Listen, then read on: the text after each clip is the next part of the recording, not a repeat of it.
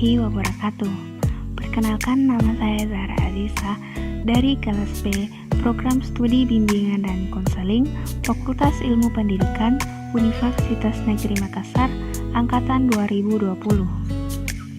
Hakikat pertumbuhan dan perkembangan. Pertumbuhan dan perkembangan adalah dua istilah yang selalu digunakan dalam psikologi. Sebagian psikolog memandang kedua istilah berbeda, namun sebagian yang lain memandang di dalam istilah perkembangan tercakup makna pertumbuhan.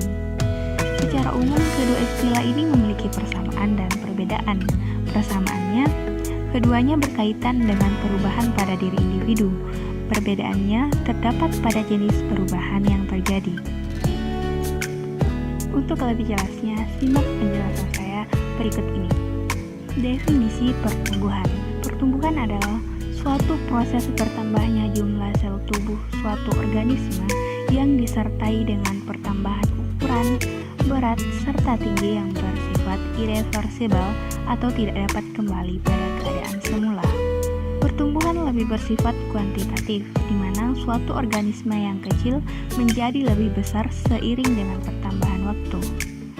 Contohnya, seorang anak yang baru lahir atau disebut bayi mempunyai berat sekitar 5 kg. Setelah beberapa tahun kemudian, anak tersebut mengalami pertumbuhan dan mempunyai berat 15 kg. Definisi perkembangan. Perkembangan adalah bertambah kemampuan atau skill dalam struktur dan fungsi tubuh yang lebih kompleks dalam pola teratur dan dapat diramalkan sebagai hasil proses pematangan. Perkembangan menyangkut adanya proses pematangan sel-sel tubuh, jaringan tubuh, organ-organ, dan sistem organ yang berkembang dengan menurut caranya sehingga dapat memenuhi fungsinya. Berkembang merupakan salah satu perubahan organisme ke arah kedewasaan dan biasanya tidak bisa diukur oleh alat ukur. Contohnya pematangan sel ovum dan sperma atau pematangan hormon-hormon dalam tubuh.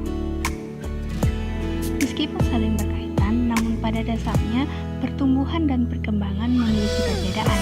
Bisa dilihat pada tabel di samping. Pertumbuhan merujuk kepada perubahan kuantitatif, sedangkan perkembangan merujuk kepada perubahan kuantitatif dan kualitatif. Pertumbuhan tidak berlangsung seumur hidup, sedangkan perkembangan merupakan proses yang berkelanjutan. Pertumbuhan mungkin membawa atau tidak membawa perkembangan, sedangkan perkembangan mungkin terjadi tanpa pertumbuhan. Prinsip-prinsip perkembangan.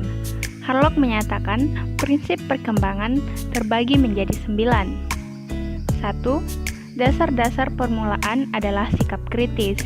Prinsip pertama dalam perkembangan adalah sikap kritis. Banyak ahli psikologi menyatakan bahwa tahun-tahun prasekolah merupakan tahapan penting.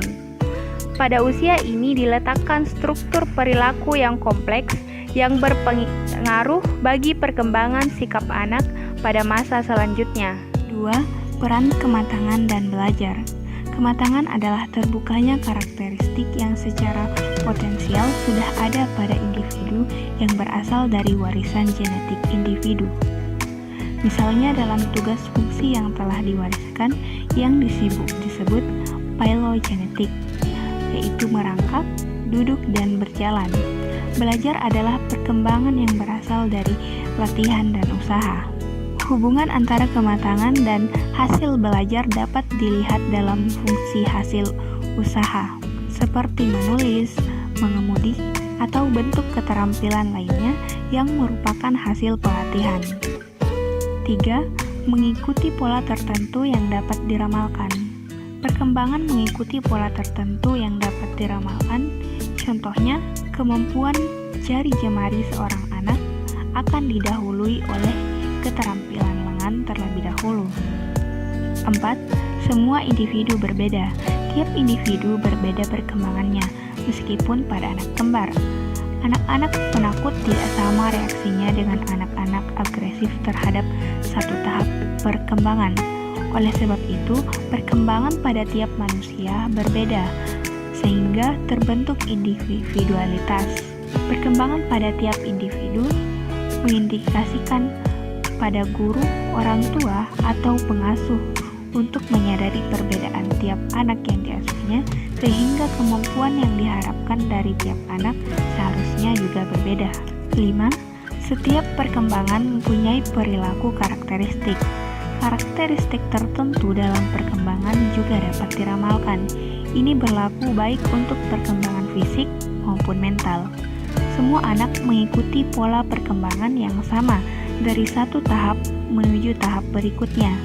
Bayi berdiri sebelum dapat berjalan, menggambar lingkaran sebelum dapat menggambar segi empat. Pola perkembangan ini tidak akan berubah sekalipun terdapat variasi individu dalam kecepatan perkembangan. 6. Setiap tahap perkembangan mempunyai risiko. Beberapa hal yang dapat menyebabkannya antara lain dari lingkungan anak itu sendiri.